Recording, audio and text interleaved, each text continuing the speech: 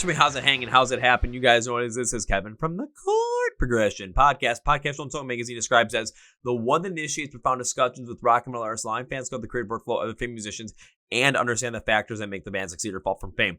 We are all sponsored by Dark Vision Systems, the best for your custom computing needs. Get $100 off your entire bill. Use code CVPod at darkvisionsystems.com. Link to the podcast below. We are also the number 14th ranked metal music podcast in the world, according to millionpodcasts.com. 14 is a pretty good number, not going to lie. But we got to do better. We got to get to number 1. So let's get there, baby. Now let's go to our feature presentation. Heavy music, metal music. Oh, yeah, we're going right in with this one. We have Austin from the band Heavy Hitter on the podcast today. Their brand new EP, Coming to Terms, came out on August 10th, 2025. Yes, we talk about the EP because it's their best release yet, and we're recording this 5 days after the release. We are talking about not only why we think it's the best release so far from a thematic and a technical standpoint, but we also talk about the creativity that bands need when it comes to merch and how Heavy Hitter is using that to their advantage. You guys ready? Let's go! Yeah.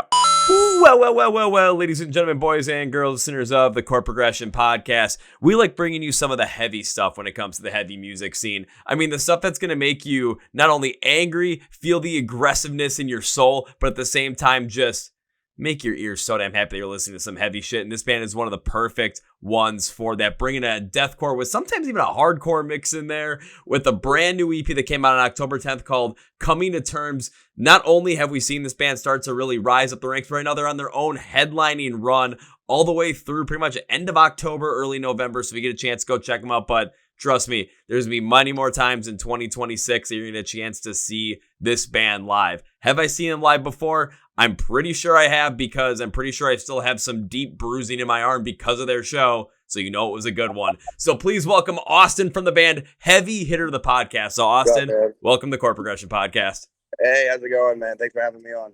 Dude, thanks for being on. How is everything going in the world of Heavy Hitter right now with you guys out on tour, but also with the EP just recently releasing as of, well, from us recording this like 5 days prior?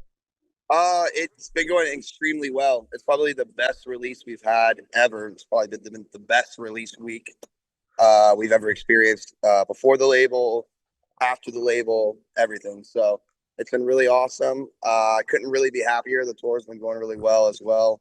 There's already people out here in Texas, in Ohio, in Cleveland, and everywhere else that I've already known the words to the EP, which is kind of nuts because it's only been out for a couple of days.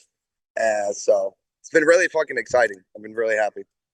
But when it comes down to thinking about this, there's plenty of artists out there. It's like you take a look at like streaming numbers, they're highly elevated, but there's times where they go and play a live show and no one knows their music, or there's not really that many people show up to their shows. You guys are putting out music. You have the best release week so far. And when people are coming out to the shows with how young this EP is and how young these songs are, they know every freaking word and they are as energized as possible to be behind it. That says so much about not only how much you guys and your sound are connecting with people, but then just the progression that you guys are on as artists and as a band overall. No, it's insane. I guess it was unexpected. You know, I really liked this EP. I just wasn't aware of how good it was going to do when we put it out. Why would you say, it's unexpected? Just after taking a listen to it, the visceral reaction behind it that you get when you listen to it is so raw and powerful that I'm surprised you thought that this was unexpected. Yeah, I've learned being an artist and being a musician and getting this far. Don't get your hopes up too much. Always be humble, and I don't want to shoot for the stars too much. Like, I have high goals. The whole band has high goals, but when I put music out, I just hope people like it. If people really, really like it, like they do right now, that's just awesome. That's just great as an artist. So I always keep the expectations low. Just because I feel like that just helps with the mentality thing. You think you created something super awesome, you put it out. Maybe not everybody else will think it's super awesome, but in this case, I think we got lucky. So I'm really happy with it. Well, you should be happy about it, but at the same time, it does also make sense to think that way from an artist perspective when we think about so many musicians that are out there that have tried to make it, that have, gone through the ringer to have those high hopes and dreams. when they put out music, sometimes they think it's the greatest thing in the world. And more often than not, it doesn't get that kind of a response. Yeah. And you're just kind of dealing with like, okay, I really think this is great, but I'm being humble enough to know that the reality and the statistics say that it's very likely that this is not going to hit the way that I'm hoping it would or the expectations would. And then all of a sudden you put it out there and it's like, holy shit, maybe the hopes and dreams should have been the expectations all along. Yeah. Exactly. It's it's more like a nice surprise at that point. It's like a gift to yourself in the future. It's like a Bob Ross painting. It's like, this wasn't a mistake. It was a happy accident or a happy purpose. I don't know. I think both kind of work. Yeah. I think both work in this context. Yeah. Now I should have like a freaking Bob Ross painting back here and be like, all right, we're going to paint Heavy Hitters album. We're just going to use little brush strokes here and just have a good time with it. I would love that. I would buy it. All right. I'd put it on eBay. Put it on eBay and sell it for more than I gave it to you for. And then, or just, we start mass producing it and just like sell Bob Ross style paintings of every EP cover you guys have ever come up with that shows and see if people are going to buy them, or like have like a full on video and have a kit that people use to paint something that Heavy Hitter put together. Yeah. I would love that. That'd be actually incredible. I wonder if there's actually like somebody that you could like partner with to make that potentially happen. Cause that would be that'd be one of the most unique pieces that you could ever find at a merch table ever. Oh, you definitely can. I mean, just with all the artwork, you can get revamped even for vinyls and everything like that. You can definitely get an artist to do something like that. It's all on the bands and the artists to be creative with their merch and, think outside of t-shirts, hoodies, shorts, hats, the typical stuff. I love when bands do something like abstract, like even what we're talking about. Cause I think it's unique. It adds like to the human level, I think, of being a band. It's not just like, yep, yeah, we're a band. We put out music. Here's our t-shirts. Here's our CDs. Being creative with the merch, fans super appreciate that because people collect shit like that all the time. Oh, absolutely. I could probably go to my closet right now and the number of crazy, wacky Ice Nine Kill shirts that I could pull out for you, whether it's regarding any kind of horror character, any of the Disney ones that they've done, some stuff with Super Mario characters. Like, I have a shit ton of it because it's merch. It's a t-shirt, but there's something that's unique about it that connects to the human experience. Where if it's just the same type of t-shirt, the same type of, hoodie, the same type of merch everybody else has, yeah, it's cool. And the people that are going to support you are going to support you, but it's not going to draw that added attention of like, holy shit, this is really cool. And then add an added connection to the band that wasn't there before. Yeah. And it being, even if you just do t-shirts, like stuff that's funny, relatable, I think really hits really hard. But having that wow factor with your merch is a really big thing. Merch makes bands a lot of money. It helps keeps, like the dream alive, us go on tour, all that stuff. We run online pre-orders all the time for different merch items. I love doing it because we just sit down and we're like, what can we come up with? And then we come up with some cool stuff. The fans love it. We always do very well on our online merch orders just for that reason. So we always try to come up with new stuff like all the time. We're always thinking about it. Well, now I got to ask, out of all the stuff that you guys have come up with, especially for some of these online orders, what's been the thing that you've considered maybe your favorite thing you guys have ever come up with at this point? Probably at this point is the tie-dye and the windbreaker that we have done. The windbreaker was like a design that I got from a friend in Poland.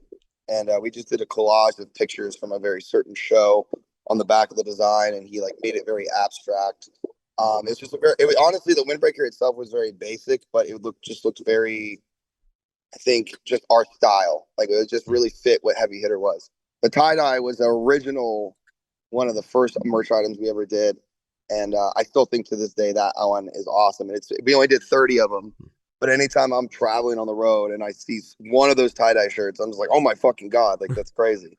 Like it's insane because that was 2 years ago. And I still see people all over the country wearing them. Even though there's only 30 printed, I can still see where people have picked them up and stuff. So it's cool. But you're also seeing the impact too that the band is having. If you do a pre-order of 30 shirts, or you have a pre-order of 30 shirts, those shirts get bought 2 years ago, and you still see them consistently Yeah, to this day being worn to shows, or maybe even going to like a festival or something, and just seeing that shirt pop up amongst a crowd of 20, 30, 40,000 people at a time. That yeah, says something about what you guys are doing, and that fact that you're creating that connection not only through your music but through those other individual pieces as well. The windbreaker idea, yeah, it could kind of sound basic, but again, you're finding the intricacies and the added connection in the art style that's being put out there. In the fact that you made a collage of pictures from shows and had it be more abstract, you never know, someone might just pick up on that and say, holy shit, I remember that show. That picture's actually of me on that windbreaker. You just can't tell yeah, because it's so distorted as hell. yeah. Exactly, exactly. It was very it's very cool. But we have some other stuff in the works that we're getting ready to release as well for like Christmas, winter. Because I try to do uh, every season. Like just we try to change the merch for every season. So like fall, summer, spring, winter. The summer's so long. We normally do like 2 summer pre-orders. Winter is like the same thing. We normally get 2 out of that. Fall is like a pre-winter. But yeah, I really love the merch. I love doing the merch. I ship it all myself too. We don't have like a company that does it. So we get it printed from our friends at Big Six Printing. They ship it to me, and then I package it all and mail it out myself. Okay, now I'm curious about this because my first job actually was in screen printing when I was a Okay. kid. So it's like the kind of always has a little peace of mind behind that. Plus, understanding what other artists are going through, always want to present that. And you're saying that you ship out all this merch yourself. I mean, has it gotten to a point where it's like you're going to potentially have to have someone outside you guys do it just because the time it takes to do all this stuff is maybe getting to be too much? I'm not talking about it as a bad thing. I'm talking about it as, the merch and the band continues to grow where you might need someone else to do that just because of the sheer volume of what's coming through. Yeah, it's kind of getting to that point. I mean, I can still handle it. I could knock out like 100 orders in probably like 5, 6 hours, but that takes, that's 5, 6 hours out of one of my days. I normally do it on my day off or whatever, Mm-hmm. or I make time for it. Like I plan in advance. But I know probably in the next year, it's going to have to change to a company. And I've already kind of put that in account, which is fine. I'll miss it in some ways, but at the same time, I won't miss it. It is a very tedious thing, but at the same, it's tedious, but you're working for yourself, and I think there's like a special joy in that. It's like it's your brand, it's your company. Even if we're, it's heavy hitter. I'm not doing this for somebody else's gain or profit. It's just for us, the band. So when you do labor like that, it's kind of nice. I don't know. I kind of enjoy it, but I don't want to do 500 orders. That sounds ridiculous. I don't want to do that. Yeah, because you're doing 500 orders. I mean, if you're saying it takes 100 to do maybe 100 orders in like 5 or 6 hours, again, you're thinking like, 25 to 30 hours to do 500. That's an entire weekend and then some if you're counting Yeah. sleep and, eating. And you might not want to lose an entire weekend just sending out orders. But the thing I wanted to bring up with that is because especially when it comes to younger artists, it's if you create something like that and you can build up on that, figure out a way to maybe do the merch yourself or ship it out yourself, because then you can control it and you're going to have that passionate feel of I'm doing something for my passion, for myself, Yes. for the art that I'm creating. And as that continues to build, then it's like, hey, now we're seeing some money roll in from this. We're seeing support roll in from this. This is great. We're able to do some bigger shows. We're able to do some better things with the production. We're able to promote ourselves a little bit better. And it starts to grow and grow from there. So if it's like you have an idea, it's going to be a labor to try and put that together, like you said, but clearly that amount of time is worth it if, within the next year, you guys are probably have to go with an outside company to deal with your merch just based on sheer volume alone. Yep. Yeah. Yeah. It definitely is going to happen. And like at that point, it would be justifiable to me because there'll be so many orders paying somebody a certain percentage to package it all and ship it, print it, package it, and ship it. Wouldn't be really that much of a cost to us, or we wouldn't really be losing any money. That's the whole reason why I've been doing it from now, since we really started to pop off in 2023 is when the band really started to pick up, and that's when the merch started to pick up online. And then I've just done it all the way through until this point, just to save us money, make the most profit that we can. Because, like I said, that merch helps us pay for future tours. Rentals, a Mhm. van rental, a trailer rental, printing merch for tour to get us started, all that stuff. So all that is like all factored in together. But yeah, in the next year it's gonna be ridiculous. I can already tell. Well, So now I I'm got ready. I say now I got to yell at everybody on here. Put Austin to work. Go and order some heavy hitter merch so that he has Yeah, to fulfill do it. more orders. But then the reason is because then that's more money to support heavy hitter. That's more money to get them out to bigger shows, out to be able to Yep. do these rentals, out to be able to do things that especially from a heavy music scene. How many times are we talking about how we wanted to see it grow, how we wanted to see it do better, and it has been, especially ever since I started this podcast back in 2019. It's so much more accessible and it's so much more, I'm not gonna say hip, but there's so many more people that are finding the joy in it that a lot of us did over the course of our lives since, let's say before the pandemic. And I want to see that continue to grow. So one of the best ways to support that is going to be going buying merch. And you get a great piece of merch out of it too. You never know Yep. what Heavy Hitters Christmas thing is going to look like. Is it going to be, Santa taking a bat to someone's face and just, Heavy Hitter saying on it? I don't know, but it could be one of the coolest things you get over Christmas this year. Yeah, no, we're working on a special Christmas drop because we haven't done one yet. We haven't done like a Christmas themed Ooh. merch drop. We've just done normal winter designs, just like, by winter designs, I mean, just like hoodies, the windbreaker, beanies, stuff like that.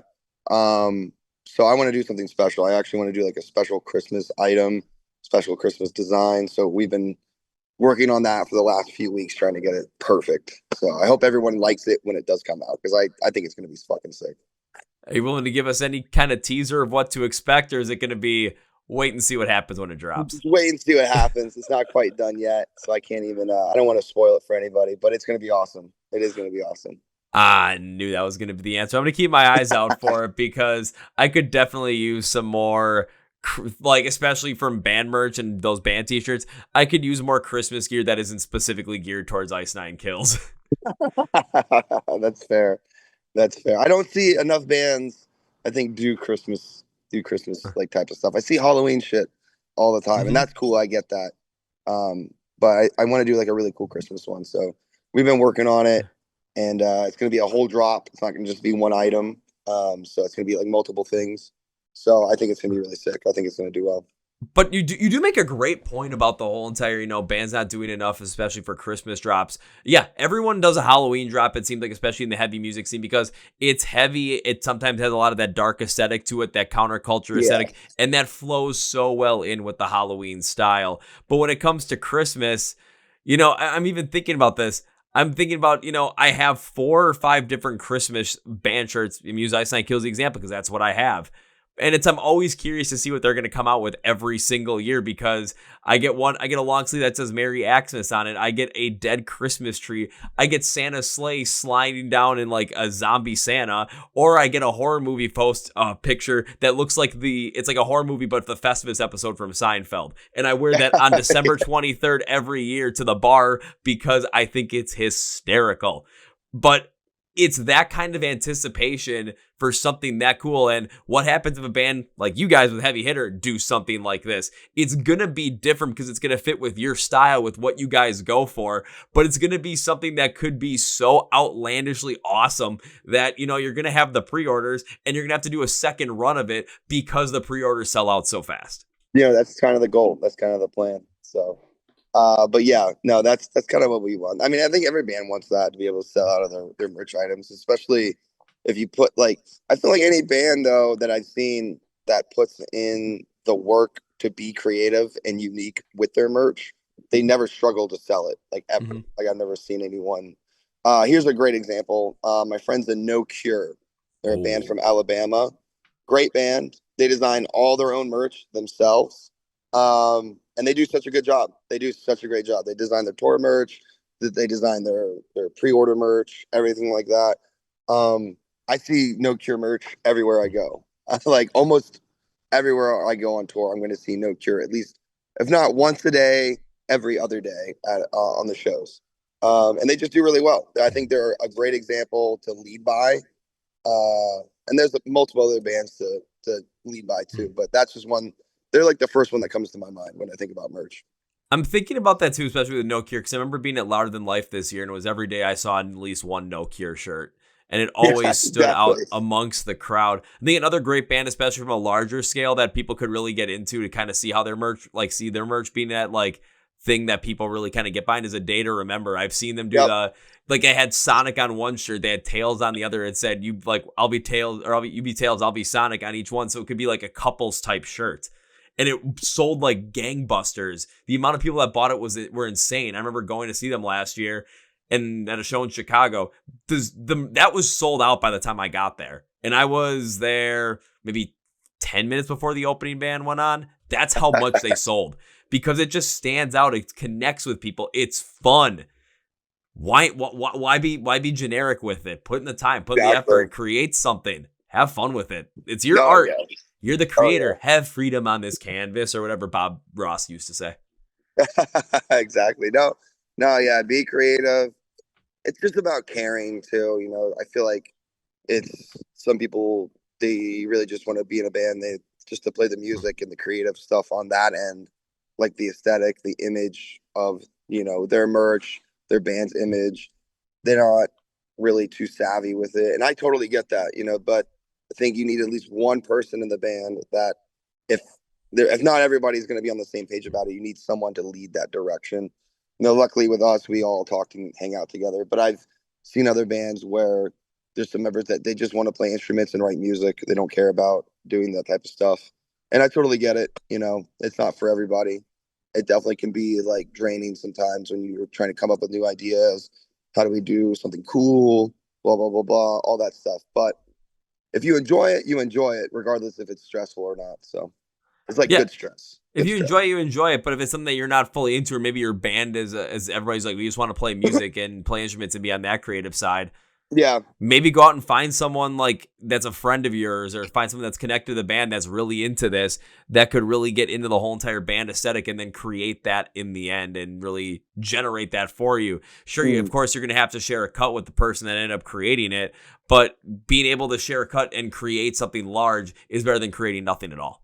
Yeah, and there, you know, bands normally like that, or artists like that aren't that into the creative side of their merch, all that stuff. They normally just have a manager or an outside person, like you said. It's not uncommon. And then that's pretty much just the other way for it. But I love making the merch. I love being creative about it. You know, I love all the artists that we work with. We spend hours looking at Instagram pages trying to find like just the right ones. So everyone we work with is like, we really talked about it and wanted to make sure that this is what we liked, and then we hit them up and then work on the art together. So, and at that point, you are connected with that artist and you're invested in their art, and they become invested in the band too. So you end up getting the best viable product, which is why I'm curious to see what that Christmas drop is going to look like and how fast am I going to be able to put in my credit card information to order me one of them shirts. It will be out. I think we're planning to drop it end of November, like closer to the end of November. So it's like rolling right into the holidays time. You know what I mean? All that. So, because I think the holidays, like earlier, what I think bands should do Christmas more is because it's such a massive holiday. I think it's a great way to really connect with your fans on something that's cool. You know, it's just like that type of thing. I don't know. To me, that just makes sense. You know, it's a massive holiday. People want to buy gifts for other people. People want to buy gifts for themselves. People just want to buy shit in general, I think, around that time of year. And, you know, I think it's a really good way to capitalize on it and get more recognition, make a little bit of money, and also maybe potentially bring in brand new fans that never heard of you just because they saw your bitchin' ass shirt that's on the thing. They're like, damn, that looks sick. Who's that band? So, yeah. That was the point I was just about to bring up, and you literally took the words right out of my mouth. If I saw a band put out some sick as hell Christmas shirt and be like, whoa, what the hell is that? I might just buy it based off of the way that it looks. I might even not even listen to music first, but then it's going to get me curious. What the heck did I just buy, and what kind of band is this? And then you listen to it. It might be the greatest thing ever. It might be something that you're like, yeah, I like this. It's not my favorite thing, but I'm enjoying this. But at that point in time, as an artist, you've connected people to your music, and people have that positive connection because they saw something that was like, okay, that's too cool.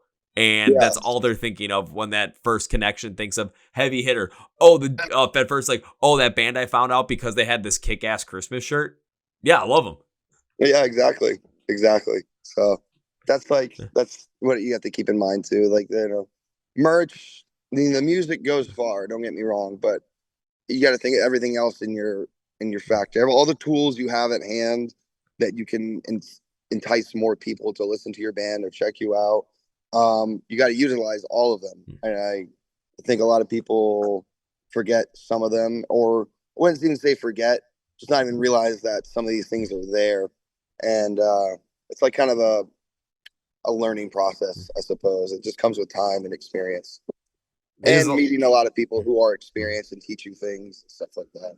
It is definitely a learning process, but when it comes down to what's the core of everything, when it comes to a band or an artist or musician, it's gonna be the music, and that's where coming to terms comes into play. I had to transition to the EP at some point, and that's how we're gonna do it. With the EP that came out on October 10th, again, you got 5 songs on there, and like you said, over the course of the first week of release, first couple of days out there, it has been the best release that you guys have had so far. Now, I'm curious about this because I think I might have the answer to exactly why it is, but I'm going to ask you the question.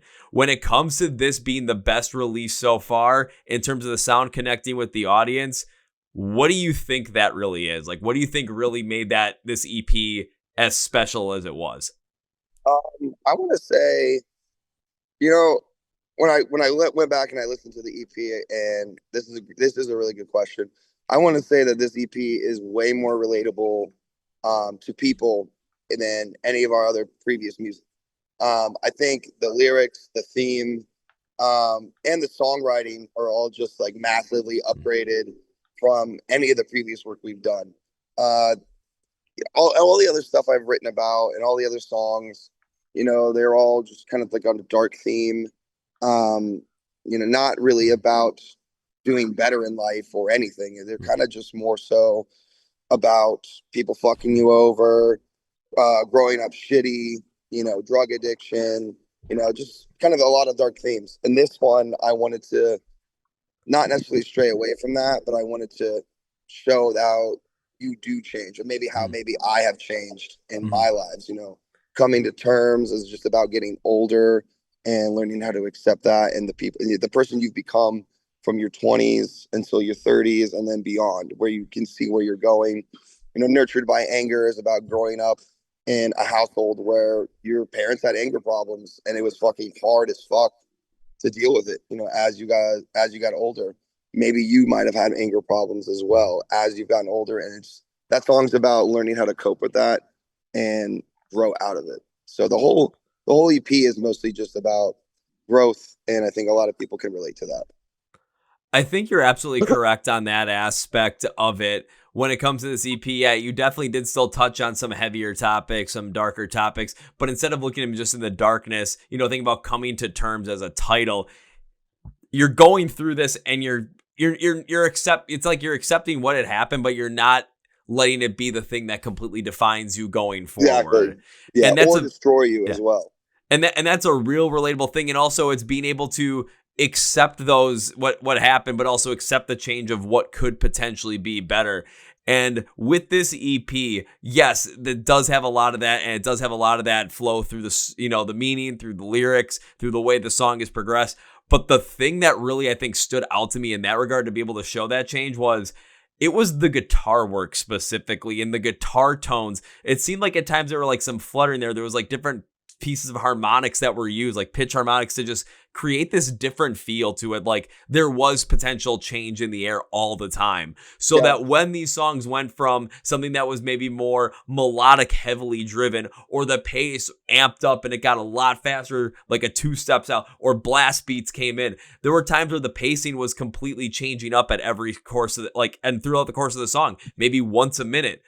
But because of the way the guitar work set up that feeling for that change to be able to flow through, it creates that flow that, especially when you're coming to terms with things, you're able to accept that change. You're able to be able to easily go with that change and be able to do better beyond that. And the songs flowed so well because of the setup that the guitars had throughout the whole entire thing. That stood out to me as something where I've seen bands really get creative with some of these things in terms of songwriting. this was one where I was so pleasantly surprised how that one piece to keep that consistent change going through these songs in terms of pacing was just always happening, but always fresh throughout all 5. Yeah, no, I actually agree with that. And when I started writing the EP lyrically, we started with Coming to Terms. Mm-hmm. And that's why I wanted to name the EP Coming to Terms. They had that as the title track. Because that song is the overall theme of it, and everything else is just an off branch of different emotions that you go through, etc., all that. So they're all pretty much the same theme, just about different aspects of life and accepting those aspects. So yeah, and I agree with the guitar tone. That was our guitarist Dane and our producer Austin Coop. They collabed super hard on that. They did a really good job. Austin Coop's an amazing producer. I love that guy to death. He's just, when you go to record with him and you sit down, it feels like he's in the band when you're hanging out with him and recording. And that's very rare. And that's just the chemistry that you need with any producer. So yeah. Oh, shout out to Dane and Austin on this one, because that definitely came through as one of the, especially for me sonically, probably the strongest point on the EP, because of how it amplified almost everything else going forward. It brought it so much more out to the forefront, especially when we go to the song Coming to Terms. The feature that you guys had was Zaina Yusuf of Sweet Pill. Just the way that his vocals and your vocals, they just bounced off each other and they had that contrast. Again, it was the guitar tone and the different changes in tempo allowed for that to stand out even more strongly with the contrast with the way the different uncleans hit. Sometimes they hit you, especially with the heavier side, with that more visceral anger reaction. And I think it put, even with the different vocals, or I think it was with Yusuf's, it just had this feeling of like poignant pain that you can feel when maybe it's like, you feel like you left yourself down, but it's like, okay, accepting what was, leaving it behind, and then going forward and doing better for yourself. It just hit so hard with that type of contrast. Yep. The collab was great. Sweet Pill did a great job. It was awesome. You know, that was all planned from the label. We were trying to figure out what we wanted to do for that song for a feature, because we really wanted one. And the label, our label Blue Grape, they had a meeting and they were just like, hey, we came up with this idea. Hopeless is down with it. Hopeless Records is down with it for Sweet Pill. And she, it was a she. She had it's a she. Yeah, my bad. No, it's all good. It's all good. She had never done any type of hardcore vocals or like screaming vocals prior to this. Because they're a very like indie rock driven band. So she was very excited to do it. I talked to her afterwards. She said it was awesome to do it. I think she killed it. And everybody seems to really love it too. So it was definitely like a unique feature that I think no one saw coming out of left field, because it's like two completely different genres of bands. But I think it did the trick. I think it was the perfect collab. Oh, it absolutely did the trick. And when it came to the features between the other one you guys had, this was definitely the one that stood out the most. Now, Zaina, if you're listening to this and you want to roast me for not knowing, I totally apologize. That's on me. Good. But if that says one thing, the uncleans that you did were freaking unreal. Yeah, she was really good. And it was her first time, which I thought was crazy, but she killed it. She did a good job. The writing was great. Everybody loves it. So shout out Sweet Pill. Shout out Sweet Pill. And this EP just keeps rolling and just keeps going. I mean, again, right now we're recording this, we're only 5 days into the full EP being out, but you guys are out on tour. You're seeing the reaction to it. People are already knowing the words to this stuff. People are already getting down to it. And I don't think on the rest of the tour if I don't remember correctly, I didn't think you guys were coming anywhere near me to be able to see you this time around. So I think I saw that, but I gotta double check, because if you guys are still being able to come around me, I'm like, must go now. But if not, I'll be like, oh man, now I gotta wait. Yeah. I mean, we'll be back out. I think for a short run in the winter. We're still working on that, but we have a really big tour confirmed for the spring that we're doing a full US. So we'll probably be anywhere near you at that point. Yeah, that announces, I don't even know when. I think it announces in December or November. Or November, yeah. Yeah, because I'm looking and, there might actually be a chance. Might actually be a chance on October 26th. What date is that? I don't have my. Chicago, Illinois at Beat Kitchen. Oh yeah. Chicago. Yeah, that would be a fun one. That's a small room too. Yeah, So it is. it would be violent. It would be very violent. Yeah, but that's all. That's where the fun of it comes from. The violence, the aggression. It's just all great. And yeah, that's an hour and a half drive south, but that's no big deal. That's always a good time going down to Chicago for a show. Yeah. Just if you're coming, just let me know, man. We can guest list you. It's not a problem. Will do. And if for some reason I'm not able to make it down to that one, well, I'll wait to see if you guys do anything on a little run in winter. Like you just said, if you guys come my way, or maybe if it's Chicago, maybe come my way in Milwaukee. If not, though, you said there was a national run coming up in spring with somebody. I know you're not going to give me the artist of who it's with because it's not announced, and I don't want to get you guys in trouble. But now you got me excited as hell. Oh yeah. The spring tour. I can't talk about it quite yet, but it's going to be awesome. It is going to be crazy. It's we were very excited when we got the offer. We were just like, wow, this is crazy. So that one's going to be great. It's going to be very violent. It's an incredible lineup from start to finish. So I think when that thing announces, people are going to be very excited for the spring. Shoot, I'm trying to think if I should just take one stab at this to guess like who, if it's especially going to be a crazy violent one, who the headliner might be. But man, I'm not sure I'm not sure what I would come up with. Yeah, I mean, you could name so many bands at this point because there's so many awesome ones. But yeah, no, it's going to be a great tour. It honestly is bands that I've been wanting to tour with for a minute, just particularly the headliner as well. But you know, it's going to announce pretty soon, so everybody will see it pretty soon. Well, I hope it's one. I hope it's one of the bands that I'm thinking of right now. But again, we'll see what happens. Only time will tell, right? Yeah. Only time will tell. Only time will tell. Well, Austin, before you get going, I got one last question I want to ask you because you guys are playing a show tonight. You guys are ripping up Houston on this evening, and I want to make sure that, of course, you're prepared for it, so I'm not going to keep you too much longer. But my last question to you is going to be this. Something I've asked so many people for the past, I've started asking this question like 2 years ago. I've asked so many artists this question, but it's gotten us to know so many great artists and has gotten artists to support so many of the people they love as well. So I got to limit it to 3 overall because otherwise we're going to be here until you guys go on stage and maybe even after that. So I don't need to, keep you that long, but we'll limit it to 3. Austin, can you name me 3 bands or artists that you love that you would love to see more people get into right now? 3 bands or artists I love. You. Okay, yeah. Peacemaker. They're homies from Florida. They're a great band. They're very up and coming. Those folks are Thustra.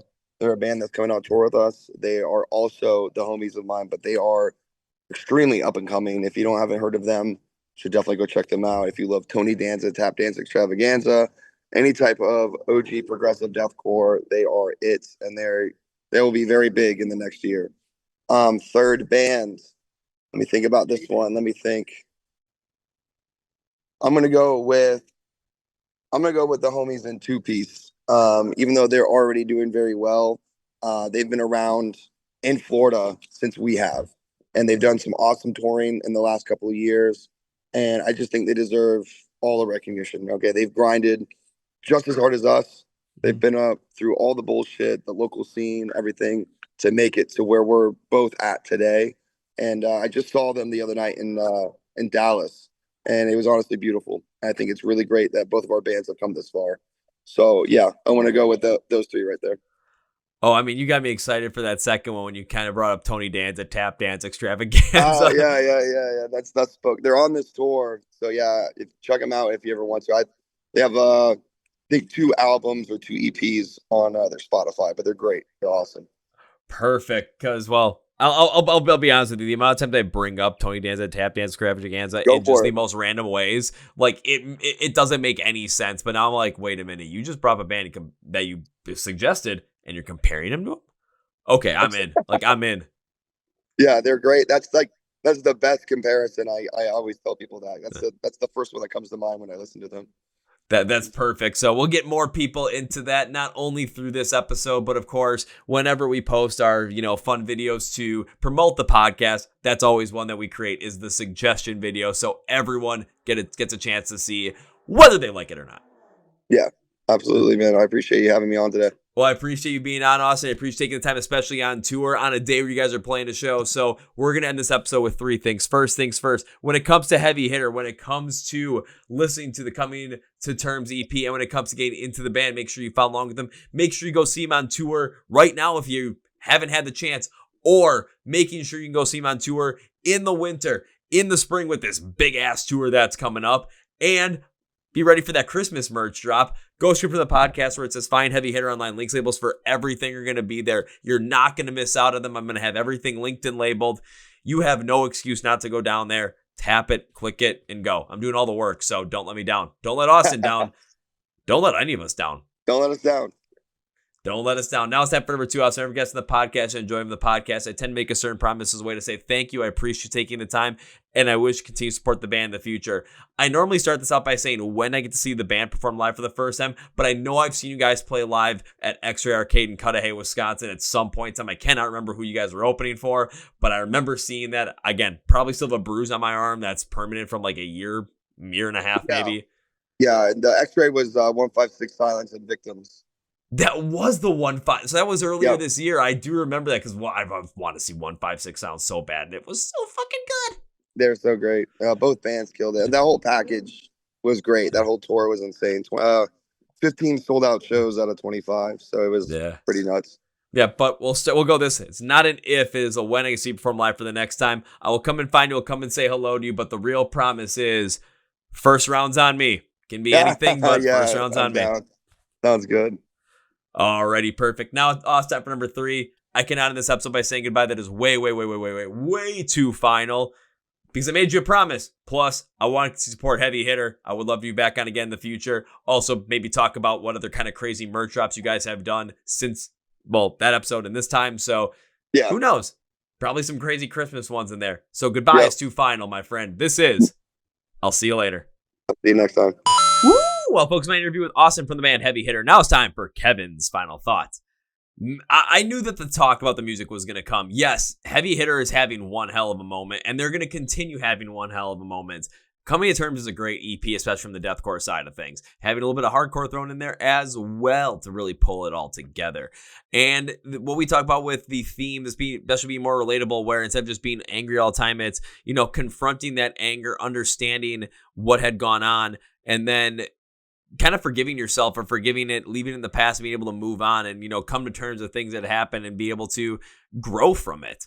It's a very relatable thing. And like I said, the guitar tones and the pitches and the way that progresses and with even some of the harmonics put in there, it allows for that massive change to happen in every single song and sound connected. Also, I'm sorry, Zana, my bad. You sounded so damn good with those uncleans though. But the merch idea, they're right. They're absolutely right. We were talking about that, and I was so stuck on the entire time. Like, my favorite pieces of, band merch I ever get to wear, the ones that stand out the most are the Ice Nine Kills ones. And there's a reason behind it because they're good, because the designs are quality, because the designs have a huge connective piece off it. What Heavy Hitter is doing with that kind of concept and just trying to create something that, is going to be interesting, fun, connective, be more creative for them. It stands out to reason that this is something that's a good idea that a lot of bands should end up doing. Don't just come up with the same merch over and over and over again. There was a reason why big scary metalcore monster t-shirts were a fun thing because it was a connective thing that connected so many of the bands together. No one does it anymore. Someone could easily do it again. A Day to Remember has some great merch. No Cure has great merch. Ice Nine Kills has great merch. Heavy Hitter has great merch. And what's the commonality is when you see it and you connect with people are growing and growing with that. Yes, you're going to put out merch with your album covered closely connected to it. Yes, you're going to put out merch that's going to have your band logo on it and maybe some very similar idiosyncrasies or not idiosyncrasies, cliches within the merch world. But come on, have some fun with it. Get creative with it. Make it a Bob Ross painting. I don't know. Make something that works for you. I want to thank Austin for being on the podcast today. When it comes to Heavy Hitter, go straight to the podcast, link levels for everything for their social media, where you can listen to the Coming to Terms EP, where you can see them live, not only on the current tour they're on right now, but in the winter of 2026 and that big tour coming up in spring of 2026 as well.